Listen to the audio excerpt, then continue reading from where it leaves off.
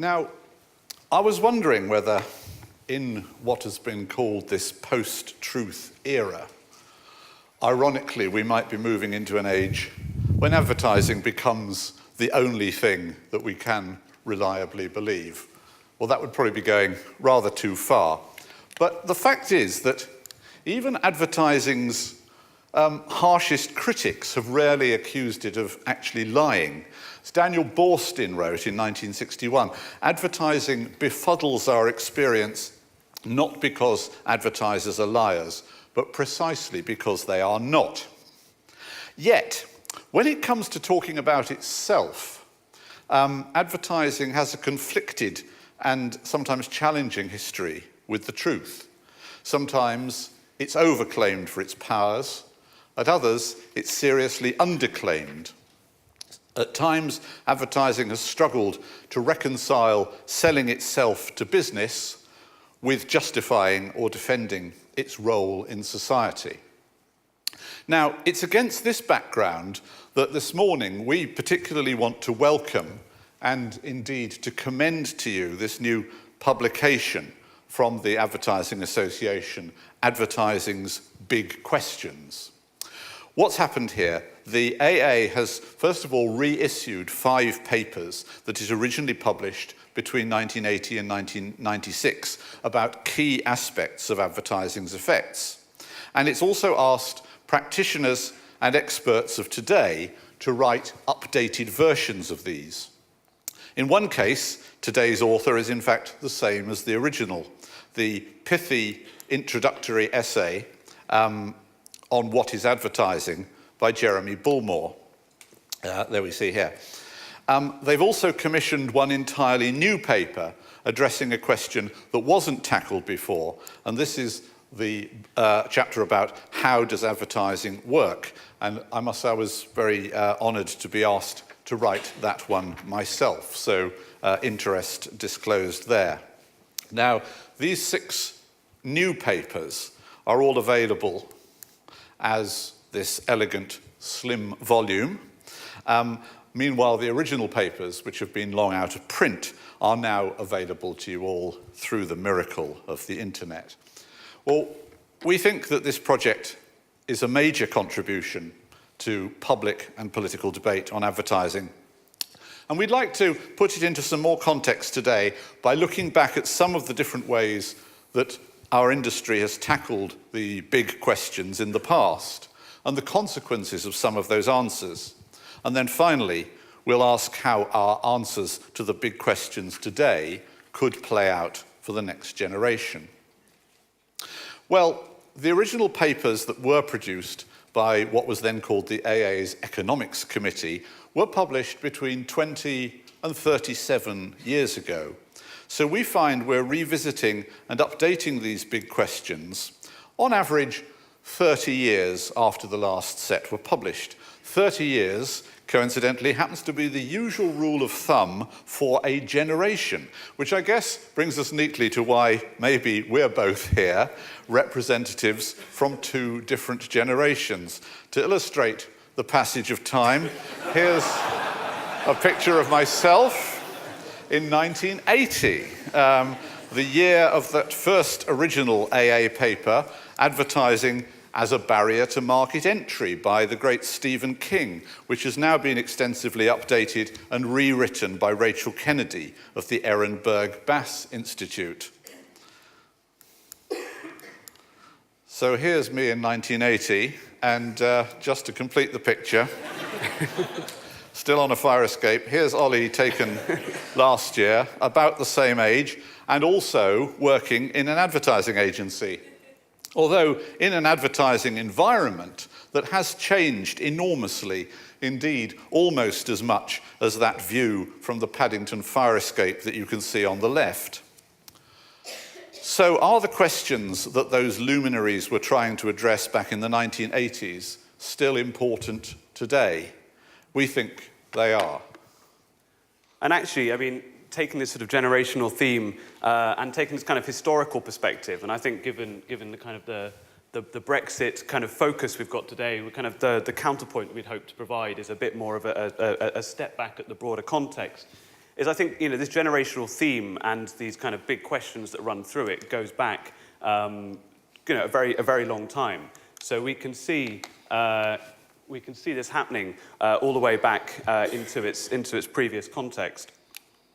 So we see Arthur Schlesinger, the sort of historian, divides American history into roughly kind of 30-year generations, with each one being a sort of reaction to the excesses of the past. So, it goes from laissez-faire to progressive, from public purpose to private interest. And I thought it was quite interesting seeing, on the cusp of potentially a similar swing currently, we see the end of the Gilded Age in the 1900s leading to the progressive era when government stepped in to regulate business further and create the social safety net, then followed by the Roaring '20s, then the FDR New Deal, followed again by pro-business Eisenhower era, progressive '60s. This kind of cycle kind of continues. And I think what the big questions start to do is it starts to give us a bit of a context at looking at how these have shaped the debate going further back than even one generation or two generations back, looking at the role that advertising's played along that way as it shifts from these one cycle to the other. And you can see the sort of origins of the big questions coming up then as well. So, you can see, some of the earlier sort of debates about the impact. A century ago, there's a huge optimism that actually, mass media could empower the public. So the sociologist Gabriel Tard in 1901 sort of celebrated the newspaper for enlightening the public, seeing a future where it was one where it could erase the conflicts that marked interaction throughout history, which I think is kind of interesting, seeing, the role of media and newspapers today and whether that's kind of come to fruition. But it was also, while it was potentially on the optimistic side, seen as something which could promote positivity in society and act as a progressive force, it was also recognized as a key tool for business. And so, 1913, we saw Theodore Vail, head of AT&T, recognizing the fact that actually, there's very much this need for business to educate and defend itself from the public, and that, this recognition that there's this contract between the two. So, the private rights of corporations are dependent on this sort of public acquiescence, and so the public must be educated to a greater understanding of these rights. So, advertising again was relevant at this point in doing that. But actually, it's had a fundamental impact on some of the most kind of tumultuous and important events throughout the era. And I think, governments have instinctively turned to advertising to inform and shape society as we've gone along. So from trying to motivate people to act in certain ways, to try and sell the notion of war and try and manage, the public under war, creating concepts like, the kitchen front, make, do, and mend. Governments have always been very much involved in, how advertising works and the big questions around, the impact that advertising can have is something that can have an impact on the public. And we see this even still kind of happening now. Keep calm and carry on. Interestingly, never actually ran. It was written purely to be out there in case we were invaded, and it was only rediscovered in about 2000. So, but you can still see cultural thoughts and legacies from what we were using advertising to do 80, 90 years ago, coming back again. And this is where we started to ask questions about how can advertising work, and starting to ask the big questions of what it does or doesn't do.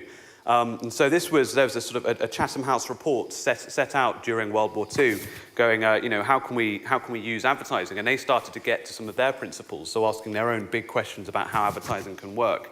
And we see quite interestingly here, the grounds for persuasion feel an awful lot like the sorts of things you'd see now. So, appeal to instinct rather than reason, come up with powerful slogans and repeat them relentlessly. It's the sort of advice we're still following today, but these were big questions that were being asked 80, 90 years ago. And these rules were actually based on a close reading of Mein Kampf. So, throughout history, advertising's been a tool for good and bad on both sides of the fence. So I think, part of what we come across in looking at these big questions is not so much whether advertising or any form of persuasion is intrinsically good or bad. That's probably a meaningless question. But we do need to know what are its actual effects in practice. So where does it do good, where does it do bad, and how might it be deployed? So I think, this is where we see these big questions reaching back through the generations. Thank you. The big questions that the AA were addressing in those original papers in the 80s and 90s then weren't new ones even then. They go a long way back. But economic critiques of advertising particularly came in many ways to a head during the generation, I suppose, before mine, the decade in which I was born and grew up in, rather like Theresa May, the 1950s. It was the first generation, of course, of commercial television and a hugely important decade for advertising in the boom years of Eisenhower's America and Macmillan's Britain. Advertising was being deliberately encouraged by both governments in order to stimulate consumption and prosperity after the austerity of the war. But along with this developed a certain amount of backlash against advertising as being annoying, crass, and intrusive. The first ad-blocking device, called Blab-Off, it muted the TV commercials long before the remote control, was marketed successfully in 1954. And the enthusiasm of the rapidly growing advertising industry began to overreach itself. In 1957, James Vickery claimed that he could increase sales of popcorn and Coke through subliminal cinema messaging. He attracted national attention and alarm. But this little bit of hyperbole, which turned out to be a complete hoax, arrived just as there was a shift towards the more progressive 1960s. And among other things, this teed up Vance Packard to write his bestseller, The Hidden Persuaders, accusing advertising of sinister brainwashing techniques, manipulation of mass behavior through the subconscious. The industry response was bluntly defensive and dismissive, probably because they were terrified. Rosser Reeves thundered in 1961 against what he called the Freudian hoax. There are no hidden persuaders. Advertising works in the bare and pitiless sunlight. The result of this was that for decades, advertising people never acknowledged the possibility of advertising working subconsciously. And in this way, we largely misrepresented and ourselves misunderstood how advertising works, because the fact is that much advertising does work precisely through subconscious processing. We know this now as well as we know anything about the psychology of advertising, and we know it's true not because advertising is some uniquely sinister force manipulated by white-coated boffins, but because this is the way our minds work in all contexts. So, in the big questions, we no longer pretend that advertising isn't largely subconscious, because we know that everything is. A year after The Hidden Persuaders, economist John Kenneth Galbraith argued in The Affluent Society that advertising was a damaging influence on society because it made people want things that they didn't need. Later critics took up a version of Galbraith's argument to accuse it of causing specific patterns of consumption that they judged undesirable, the most notorious, of course, being tobacco. Now, the industry response to all this tended to be along the lines of, well, advertising doesn't actually have any effect on category size. It only affects brand shares.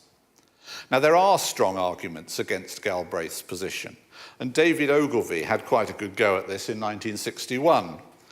If you don't think people need deodorants, you're at liberty to criticize advertising for having persuaded 87% of American women and 66% of American men to use them.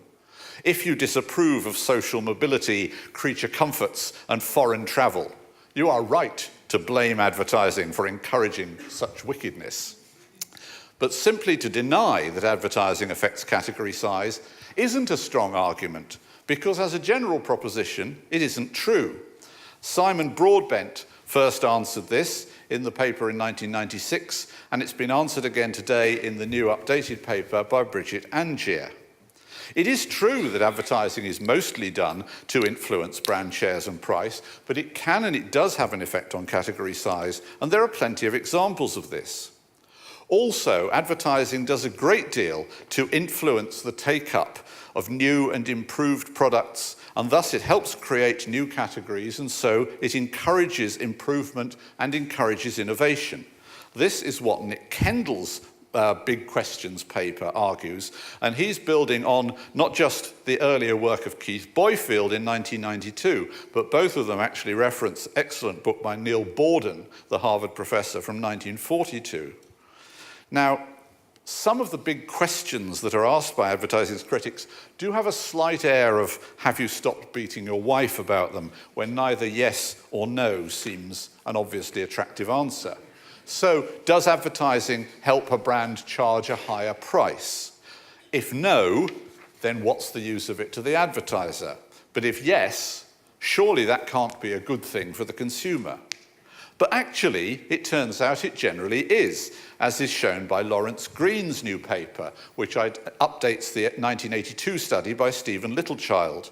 There's plenty of evidence that allowing advertising in a market has overall longer-term effects of bringing consumer prices down, and opticians is one very good and well-known example. So today we see that Specsavers is profitable and spectacles are cheaper. So what's not to like?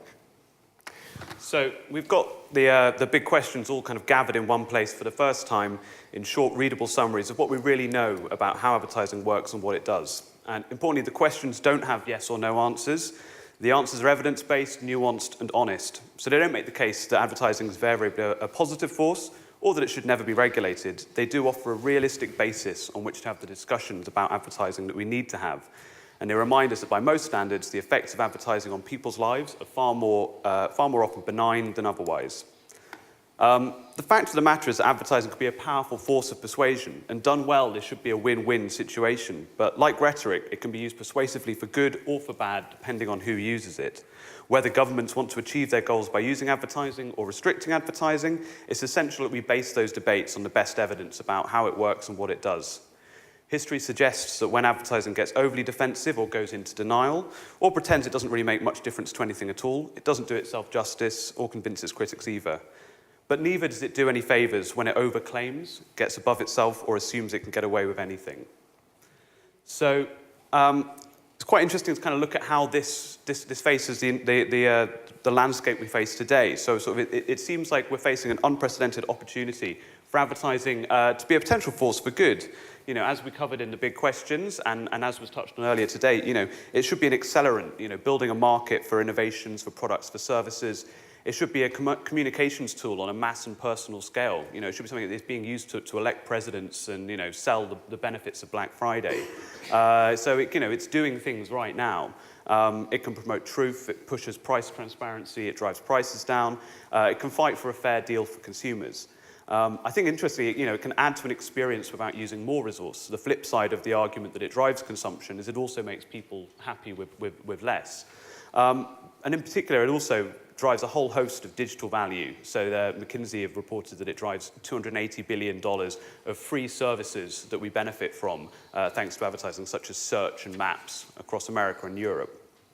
But the current advertising landscape also presents an array of challenges that I think revisiting the big questions in the context of the digital landscape is particularly interesting, such as the question of what is advertising, which has never mattered more than ever. New formats, new techniques, new approaches have opened up a whole new array of opportunities, but also a lot of arguably bad advertising or stuff that is it advertising at all?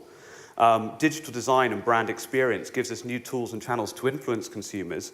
This is a chance to make things better with our white hat nudge mindset, so favoured by the previous cabinet, but it also gives us new tools to manipulate, as currently outlined in the book Hooked, and evidenced in sort of dark patterns of user experience. So, creating kind of addictive user experience and addictive digital design is another area where you go, does this count as advertising, and is this an area that the big question should be looking at?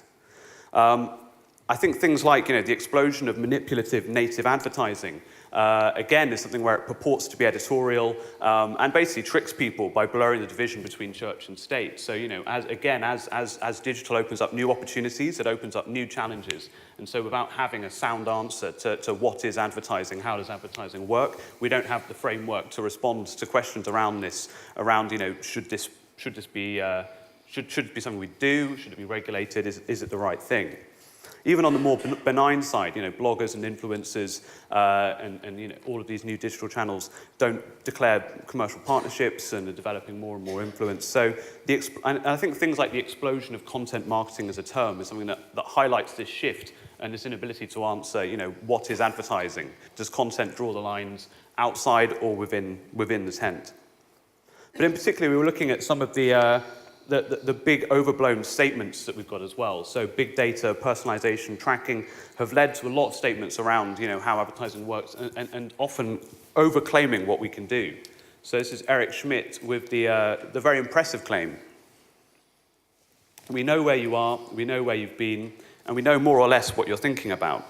And I think this is a similar example where we could look back to the 60s and the hidden persuaders moment, when the sort of boisterous boasting about the power of digital and big data has sort of echoes of the 1950s. When the myth kind of becomes disconnected from reality, and when we overhype our services, it leaves us open to criticism, not only for what we do, but for what we exaggerate our ability to do.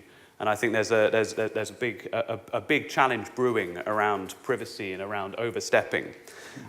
Because instead of asking difficult questions about how advertising works and how it translates into digital, we've obsessed a bit too quickly on chasing the clicks, on chasing what drives immediate results, and not looking at some of the important questions that sit behind that. So how is this being experienced? What is this actually doing or contributing? And I think a lot of this, this sort of wrong model of how advertising works leads to this ultimately self-destructive approach as an industry. By starting with a response-led mechanism, so that's the world's first banner ad from '94, has set the whole framework and the whole mindset around this idea of interruptive, intrusive advertising, and taking that as being a model of advertising that works. And I think this is the idea here, where actually staying true back to the big questions and asking how it does influence it is a critical thing to understand. Understand whether we're doing the right thing and to try and figure out what our contract with the consumer is. Because actually advertising operates on quite a close contract between brand, media owner, consumer, but we've rewritten the contract incredibly deeply with digital and largely without explicit consent. I think clicking "I agree" on, to cookies on every website doesn't count as an informed discussion about how advertising works and what I want to do with it.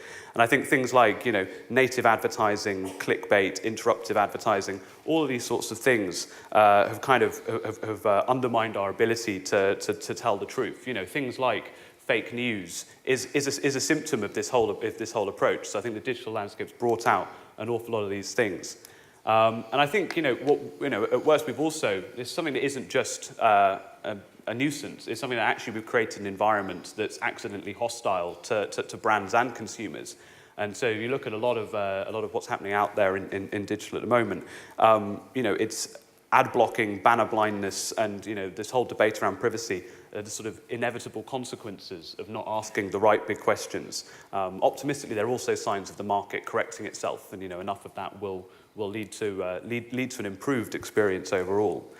But I think against some of these sort of new, as these new developments keep coming out, it's important to keep bringing ourselves back to the advertising's big questions, because in times of change, we need someone or something giving us this thread back to our past and making sure that we sort of stay true to how advertising works and what it can and can't achieve. And so I think that's why it's so exciting to be looking at the impact of the big questions, to make sure that often an industry obsessed with the novel and the new doesn't lose sight of the more important fundamental questions, make us blind to the big questions that matter the most. Thank you. Thank you.